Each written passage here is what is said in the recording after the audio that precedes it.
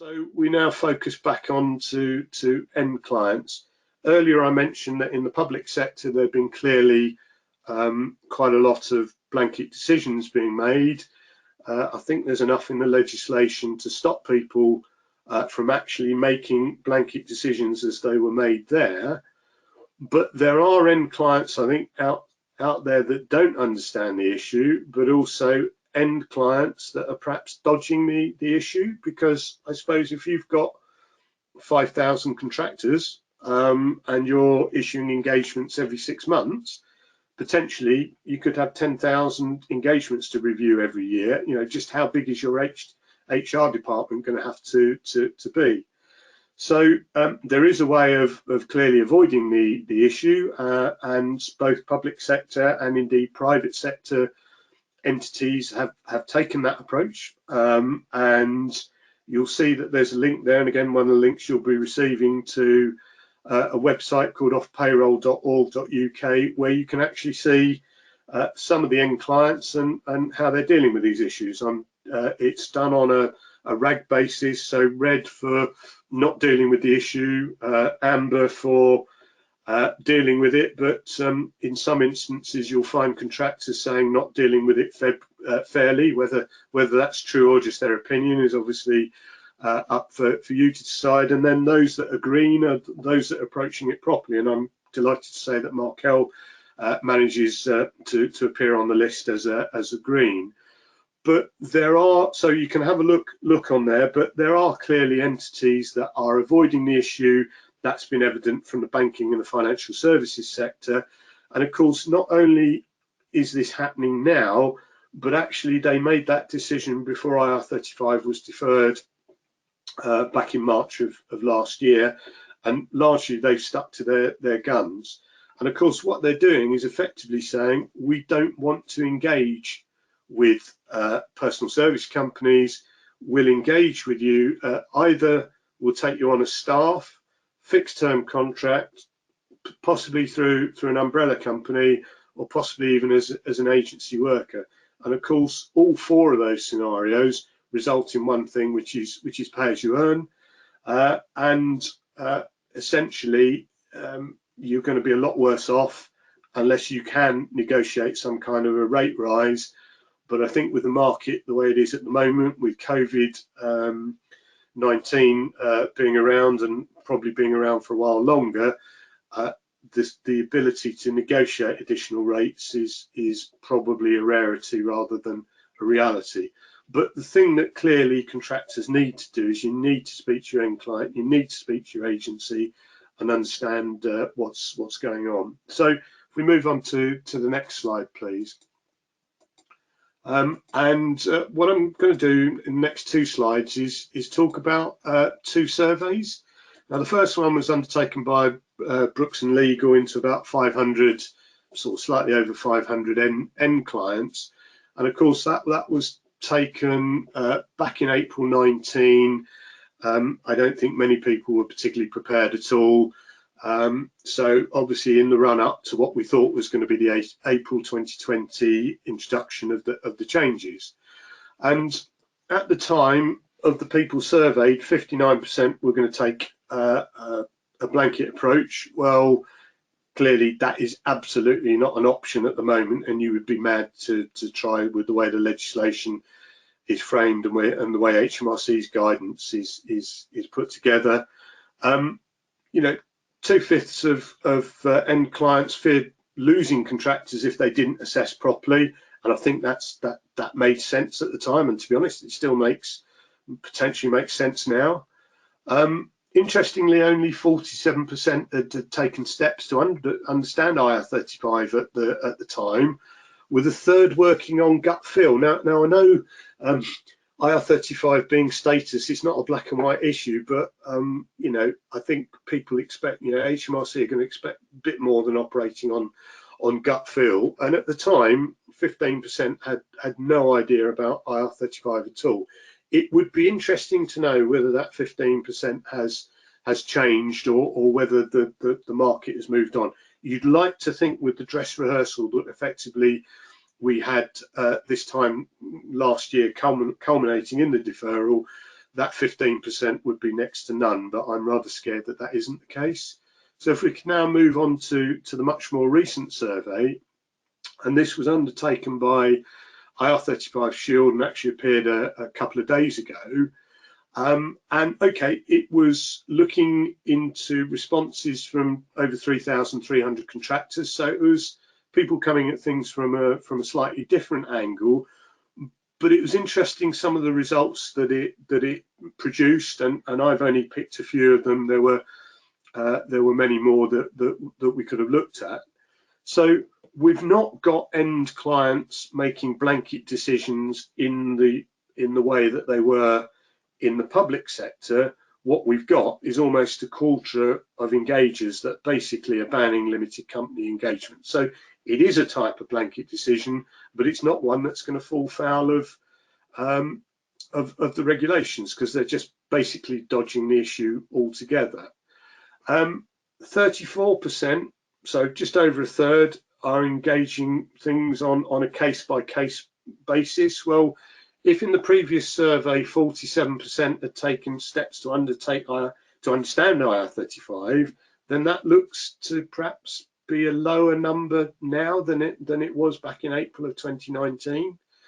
And according to contractors, they think 39% of their clients will experience short-term damage. Well, 41% of end clients almost 2 years ago were thinking that they might lose contractors if they didn't assess properly. So that 41%, 39% figure is quite close.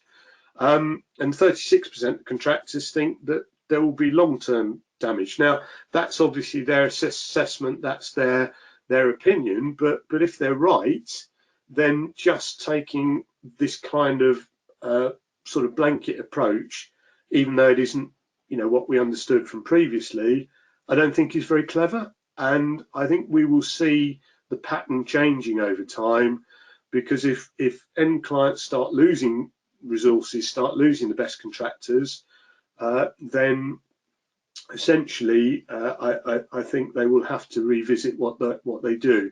And a figure that I forgot to put on the slide, but again, the Shield survey suggested that actually here we are with 3 months to go, and 52% of engagements have yet to be assessed. So that's an awful lot of work that needs to be done in the 81 days that remain.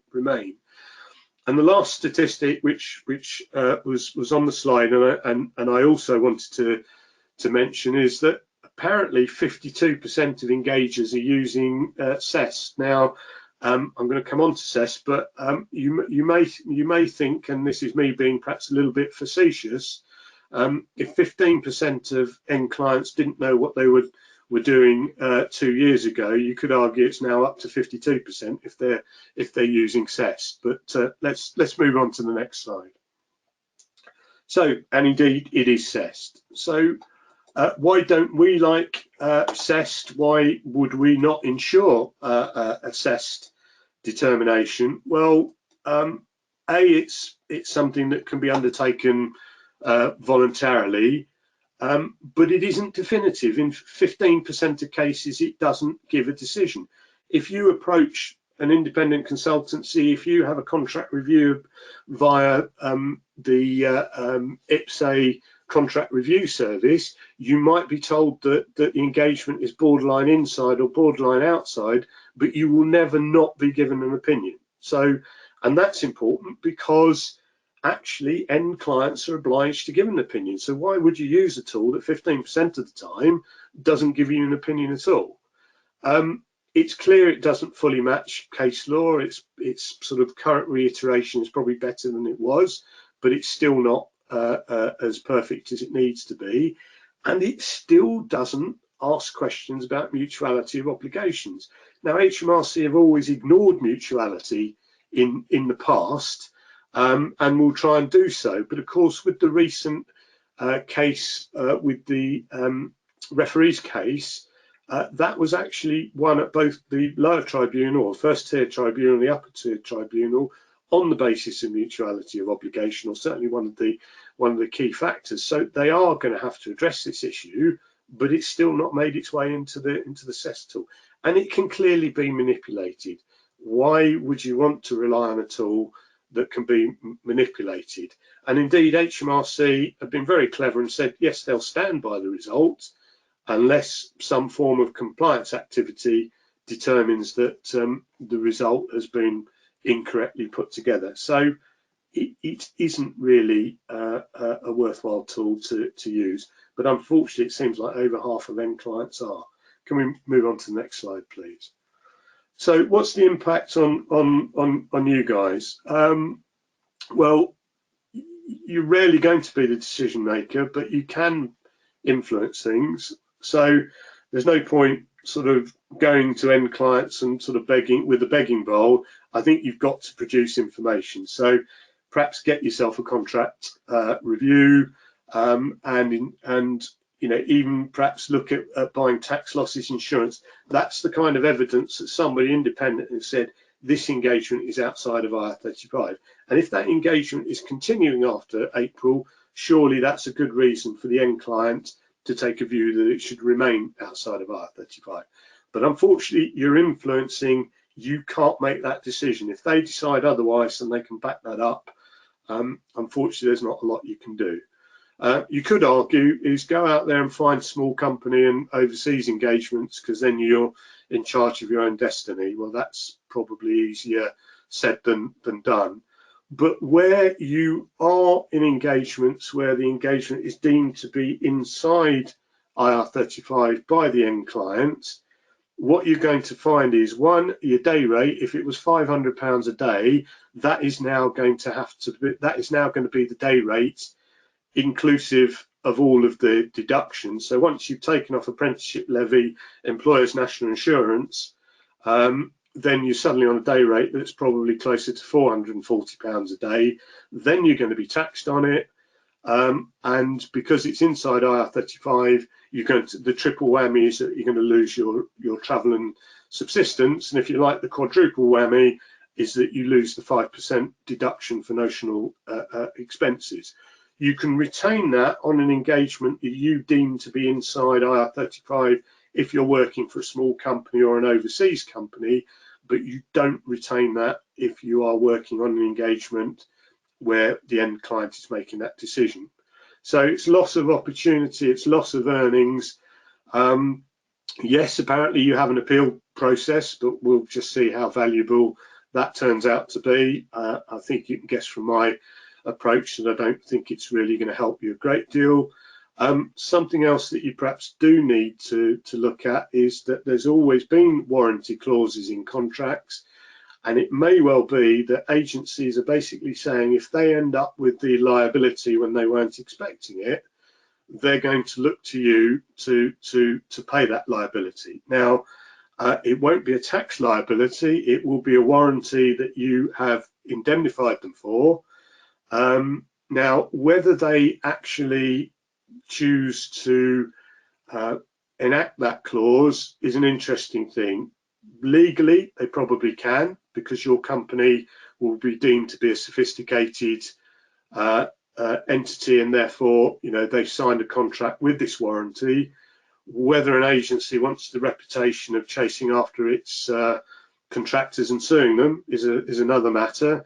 And of course, if you were to close your company down before the matter is resolved, they're not going to get the money anyway, so it's going to be a bit of a Pyrrhic victory. So just be aware of these warranty clauses. Whether anybody enforces them or not, I really don't know.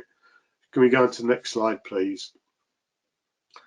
You know, you need to big up the importance to the business. You need to talk to your end clients. As I've said, you can influence. I think I've really covered most of these issues off. But if all your engagements are inside, you're going to take a whopping hit in terms of income. And I'll just say something very, very quickly about umbrella companies. That clearly is one of the options for people that don't wish to be engaged through their company, or a scenario where an end client says we're not engaging people through their own companies.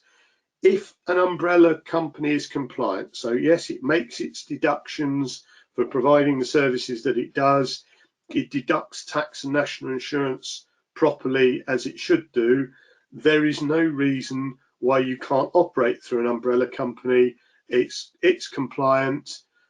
That's absolutely fine. Yes, you're going to pay more tax. You can't get around it because you're being taxed as an employee.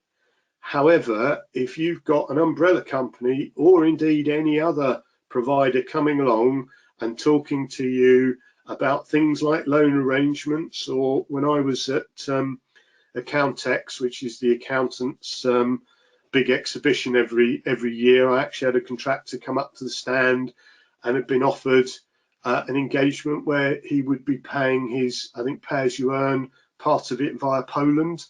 No, I don't know why either, but if anybody is coming up to you with solutions like that, get another barge pole, because you just need to avoid these. You need a longer barge pole. Just do not get involved. If it's a compliant umbrella company, absolutely fine. There's no reason why they shouldn't be used either by agencies and end clients, or indeed by contractors. So if they're compliant, that's fine.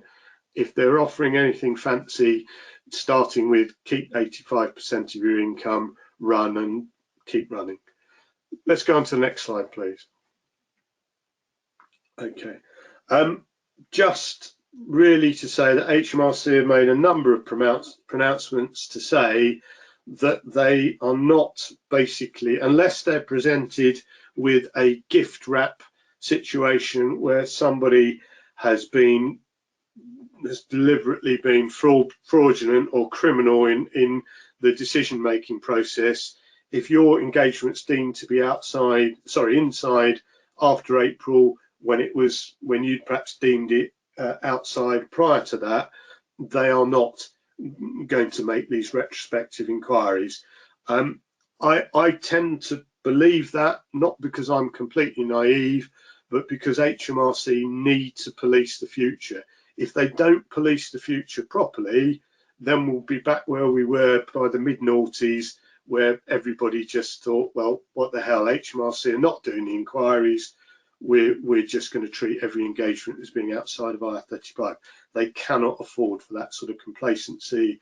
And the other issue is, why keep doing the inquiries they've been doing for the last 20 years, which pretty much outside the broadcasting sector have been largely unsuccessful. So I think I do accept that, but I'll let each of you judge for yourselves. Next one, please, Andy. So the overall conclusion is, if I was a weather forecaster, I'd say it's an unsettled picture. People probably will ask the question, is it going to be deferred? I can't actually see any reason why HMRC will, because I think the damage has been done. Those 23% of end clients that have already decided not to engage through limited companies, they made that decision 12 months ago. They've stuck to it in a large part. So I think damage has been done. But I also, as I said before, don't think banning PSCs is a long-term option. And these changes, as irritating as they are, as costly as they are, as frustrating as they are to contractors, and some of those things probably apply to end clients and agencies as well, it's not the end of freelancing. It won't be the end of freelancing. The British economy works on the basis of freelancing. There's 4.5, probably actually close to 5 million self-employed people out there, and freelancers in the sort of personal service company type scenario probably represents a good 10% of that. Okay, things will change. The way a lot of you will be engaged will change, but freelancing, it's not the end. And do wait, because I think the picture will change as end clients realise that a blanket assessment or avoiding the issue is just not the way forward.